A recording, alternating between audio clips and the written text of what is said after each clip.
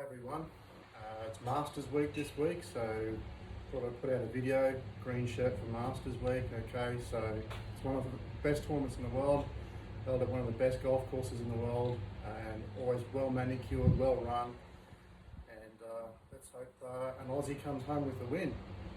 So today I'm just going to work and talk about hips and legs, what we're looking for in terms of the direction that they're moving, how much they're moving. Okay, so pretty important one because again, our feet are a connection to the ground, all right? And so when we're shifting our balance or when we're rotating or maybe if we're pushing up off the ground, our legs are very dynamic in the golf swing. So sometimes we get quite preoccupied with just moving the club and it becomes an upper body kind of motion. We're trying to, maybe just hit the ground. But what we need is the freedom of our legs and our knees and our hips, okay? And one of the important ones is when we make the backswing, obviously we don't want a hip slide, all right? And we also don't want the knee to pop backwards as well or outside. So at this point here with that knee going in that direction, away from the target, I'm getting pressure on the outside of that right foot. So when we do that rotation, and some of you might know that I talk about an internal rotation feeling of this right leg, all right? So it's in the sort of the hip motion, in the hip joint.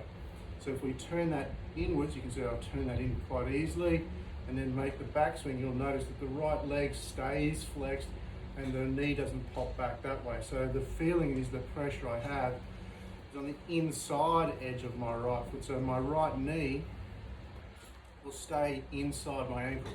So I don't want my right knee popping out and getting it past my ankle alignment, so we don't look bad. Right? I want to feel as I rotate, there's that straight up and down line from my ankle and my knees inside, so that when I get to the top of the backswing, my transition is much easier. I'm able to shift that balance across a lot quicker and then rotate. So from down the line perspective, if I turn that knee inwards again, make my hip turn, so I can still turn my knee, but I don't want to let that pop out.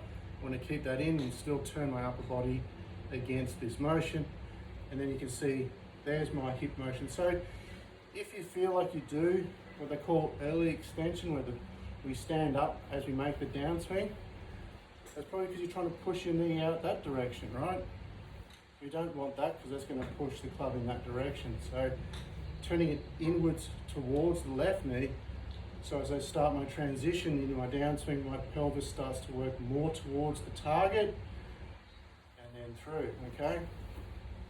So it helps to keep us on plane. So watch this one, keep it in, turning, shifting, swinging through. So you can see there, full pelvis turn, right knee to left knee, up on that toe. That's how we get there. Turning inwards with that right leg, so stabilising the right knee, shifting across and through. So have a feel of that right leg, your trail leg.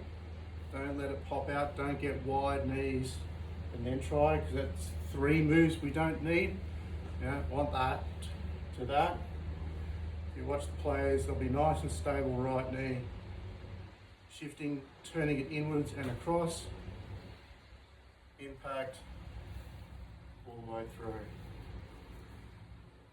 So good luck to the Aussies at the Masters this week, and hope you have a great weekend of golf.